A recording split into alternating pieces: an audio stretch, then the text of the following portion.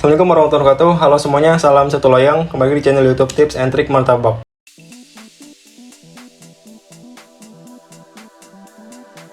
Channel akan bahas seputar informasi martabak, baik itu martabak manis maupun martabak asin. Oke, pada video pembahasan kali ini, gue bakal menjawab beberapa pertanyaan dari teman-teman yang bertanya di kolom komentar ya. Nanti gue bakal ngejelasin secara detail apa saja penyebabnya, masalahnya apa, dan juga solusinya itu seperti apa. Nah oke, jadi buat teman-teman bisa disimak sampai video selesai. Untuk pertanyaan pertama, nah ini ada yang bertanya, Kak, kalau buat adonan untuk 1 kilo itu takarannya ditambahin ya? Tolong dong resep untuk takaran 1 kilonya. Nah maksud ditambahin adalah di video ini takarannya adalah 250 gram terigu segitiga biru. Kemudian ditambahin sebanyak 4 kali atau dikali 4 untuk menjadi adonan 1 kilo ya. Nah kalian bisa langsung mengalihkan 4 atau kalian bisa ikutin resep yang sudah ditulis. Nah ini untuk takaran 1 kilonya. Kalau kalian nggak pengen mix antara terigu segitiga biru dan juga cakra, kalian bisa langsung pakai full segitiga biru sebanyak 1000 gram. Kemudian untuk airnya adalah 1200 ml air. Untuk gulanya kalian bisa pakai 200 gram gula pasir, atau kalian bisa menyesuaikan ya dengan karakteristik loyang kalian. Semakin banyak gula itu bakal membuat adonan nanti jadi lengket dan juga kulitnya keras. Jadi untuk gulanya kalian bisa atur sendiri untuk tingkat banyak atau sedangnya. Kemudian vanilanya kalian pakai 4 sendok teh. Terus juga kalian pakai 2 butir kuning telur ayam, 1 sendok teh baking soda, ini pakai merek Asahi. Kemudian untuk baking powdernya pakai 1 sendok teh. Dan untuk garam cukupnya ya, jangan terlalu banyak. Oke, kemudian pertanyaan selanjutnya adalah, Bang, kalau adonannya lengket di loyang, apa masalahnya Bang? Mohon bantuannya. Nah, untuk kasus martabak lengket di loyang ini ada berapa penyebab ya. Nah, seperti ini. Ini udah kelihatan ya, ini martabak yang susah diangkat. Nah, penyebab pertama adalah karena kebanyakan gula. Gula itu dia nanti bisa buat lengket di loyang, karena sifatnya kan dia lengket ya kalau udah jadi cairan. Kemudian kalau seandainya teman-teman pakai gulanya udah dikit, misalkan untuk adonan 250 gram itu kalian pakai 30 gram, itu 30 gram itu udah sedikit ya, tapi tetap lengket. Nah berarti masalahnya bukan di gula, kalian harus cari masalah yang lain. Nah, masalah yang lain adalah loyangnya ini perlu perawatan. Ketika kalian loyang dipakai terus-menerus, nah di sini nanti ada sisa dari keraknya. Nah, ini juga harus dibersihkan terlebih dahulu. Sisa-sisanya kalian bisa pakai kawat serabut, kalian bersihkan. Setelah itu kalian olesi pakai kuning telur yang sudah direbus ya. Kalian lap ke semua bagian. Nah, ini nanti dijamin martabaknya atau loyangnya ini tidak bakal lengket lagi. Nanti martabaknya bisa lebih gampang untuk diangkat. Kemudian tips dari gue adalah kalau yang sudah berjualan ya, sebelum kalian mulai buka usaha, nah kalian cek dulu loyangnya. Ini loyang lengket apa enggak, perlu perawatan apa enggak. Caranya adalah ini kapek, kalian gesekkan ke permukaan loyang ini. Kalau dirasa pas digesek ini seret atau nggak licin, nah ini tandanya loyangnya butuh perawatan. Kalian olesi kuning telur rebus, setelah itu kalian coba gesek lagi, nanti bakal beda. Kalau sudah digasih kuning telur rebus, loyangnya bakal licin ketika digesek pakai kape. Oke, itu dari penyebab kenapa loyang itu bisa lengket. Kemudian pertanyaan ketiga adalah, ini dia nanya tentang vanili red bell. Bang, pewanginya diganti pasta vanili red bell apa bisa? Oke, untuk pasta vanilla red bell yang ini atau yang botolnya Blink ya. Nah, untuk pasta vanili ini mereknya bebas, kalian pakai merek apa aja. Ini tergantung budgetnya. Pakai ini juga udah bagus. Untuk 1 kilo pakai 4 sendok teh. Kemudian kalau mau yang lebih bagus lagi, kalian bisa pakai merek La Rome ya. Ini biasanya dipakai oleh Nasar yang premium ya, karena dia lebih wangi lagi, cuman harganya emang dia lebih mahal. Terus kalian bisa pakai vanili yang merek dari Lion Brother atau kupu-kupu. Jadi banyak untuk mereknya. Oke, pertanyaan keempat adalah, Bang, tepung 1 kilo bisa jadi berapa porsi kalau ukuran loyang 22/24? Nah, 22 ini bukan loyang 22 sampai 24 ya. Ini artinya adalah diameter dalam bawah 22 dan juga dalam atasnya 24. Nah, ini. Oke, gue bakal ngejelasin dulu mengenai diameter loyang ya. Oke, ini kita coba zoom. Nah, di sini kan diameter dalam bawah ini ya, yang paling di bawah ini 20 cm. Ini artinya loyang diameter 20. Nah, nanti atasnya ini diukur. Dalam atas yang ini. Ini beda 2 cm karena ini loyang semi premium ya. Jadi loyang semi premium itu bedanya per 2 cm. Kalau loyang premium bedanya per 4 cm atau per 6 cm. Loyang biasa bedanya per 2 cm. Nah, ini diameter dalam bawah 20, diameter dalam atasnya ini 22. Jadi disebut 20/22. Oke, tadi ditanyakan adalah tepung 1 kilo bisa jadi berapa porsi kalau ukuran loyang 22/24. Nah, 1 kilo ini kalau dibuat adonan dengan takaran 1200 ml nanti jadi 2000 ml. Itu kalau pakai gelas ukur ya. 2000 ml nanti tinggal dibagi untuk loyang 22/24. Nah, ini gue udah nulis ini. Ini nanti gue bakal share di buku ya, di buku tips and trick martabak. Nah, loyang 22/24 ini pakai takaran adonan 350 sampai 360 ml. Ini takarannya. Jadi nanti kalian tinggal dibagi, yaitu 2000 dibagi 350. Nah, itu bisa jadi 5 sampai 6 loyang. Jadi tergantung kalian pakai takarannya banyak yang mana, 350 atau 360. Intinya ada 5 sampai 6 loyang.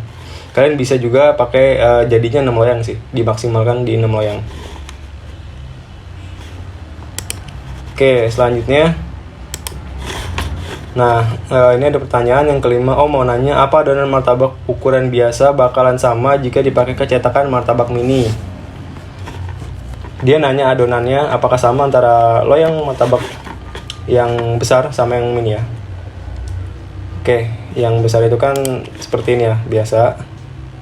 Kalau yang mini ini maksudnya yang ini. Maksud yang nanya itu adalah loyangnya seperti ini.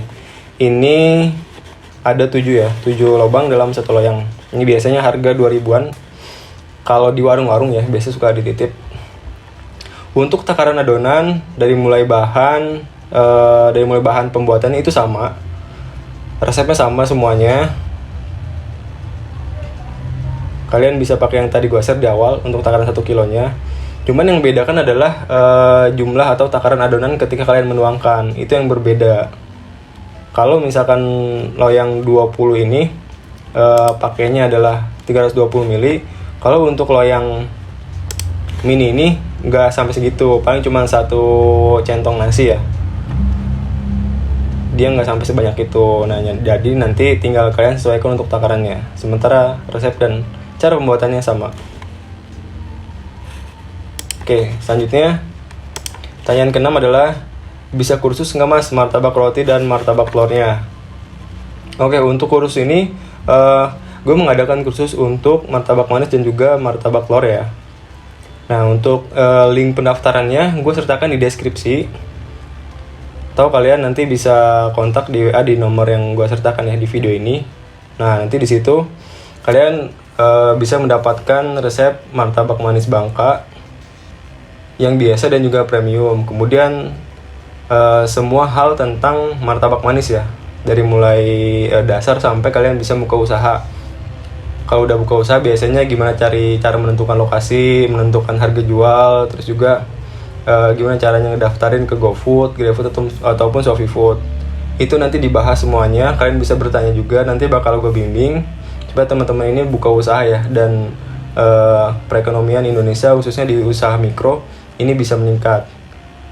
Terus yang lebih bagusnya lagi adalah ketika kalian ikut kursus, kalian bisa gabung dengan grup di mana isinya itu adalah para pedagang martabak yang sudah berjualan. Nanti kalian bisa sharing, bisa berbagi ilmu dari berbagai daerah ya. Ada juga yang ikut kursus itu dari luar negeri, dari Malaysia, terus juga dari Taiwan, dari Singapura, dari Amerika juga ada. Nanti yang bedakan adalah di bahan bakunya. Nah itu nanti kalian bisa sharing-sharing di situ. Oke, kemudian pertanyaan selanjutnya adalah, mau tanya mas, buat butter buat campuran mentega biar wangi pakai apa? Ini butter sama mentega itu sama. Kalau butter sama margarin itu baru beda. Ini maksudnya adalah merek butter buat campuran margarin biar wangi. Untuk olesan bagian dalamnya itu pakai butter merek apa? Nah, untuk butter tersendiri kalian sesuaikan dengan harga jual ya, harga jual martabak kalian. Kalau misalkan martabaknya premium ya pakainya butter Wisman, kalau nggak yang Angkor atau yang cadangan ya. Kalau nggak ada yang Wisman atau Angkor, kalian bisa pakai yang merek Holman, itu udah bagus. Untuk yang di gerobak kalian bisa pakai butter yang dari Palmia ya, itu juga udah bagus. Kemudian selanjutnya adalah adonannya di resting 10 jam, apakah kualitasnya masih baik? Nah, ketika kalian buat adonan, kalian akan melakukan proses restingan ya sebelum adonan dicetak. Fungsinya adalah untuk proses pengembangan dan adonan bisa lebih bagus lagi ya ketika dicetak. Nah, untuk 10 jam ini terlalu lama. Nah, biasanya kalau yang 10 jam ini dia itu pengen jualnya pagi tapi buatnya malam. Misalkan jam 11 malam atau jam 10 malam dia buat. Nanti pagi jam 7 dia tinggal buat. Nah, itu sebenarnya terlalu over resting, jadi terlalu lama. Nanti adonan ini bisa rusak, dia itu udah nggak kenyal lagi, alias adonannya ini nanti bakal seperti bolu ya. Nah, itu udah nggak bagus. Nah, saran gue adalah kalau kalian emang mau buatnya pagi, kalian restingnya bisa setengah jam atau 1 jam, jadi nggak harus sampai 10 jam. Kemudian ya maksimal di 2-4 jam lah. Tapi kalau misalkan setengah jam juga udah bisa kalian langsung pakai. Oke, jadi jangan terlalu lama untuk proses pressingan. Kemudian selanjutnya adalah, bang, kalau martabak nggak naik ke atas itu tandanya apa? Dan selalu bantet di bagian tengah, gimana cara ngakalin apinya? Terima kasih jika berkenan jawab. Oke, adonannya itu nggak naik ke atas, terutama di bagian tengahnya itu bantet ya. Jadi seperti ini. Kalau ngembang itu seperti ini, dia itu tengahnya itu naik semua, di pinggiran sampai tengah dia naik semua. Ini bagus. Kemudian kalau yang tengahnya bantet ini ngenaik, nah seperti ini. Jadi terutama bagian pinggirnya ya, dia naiknya nggak bareng ya.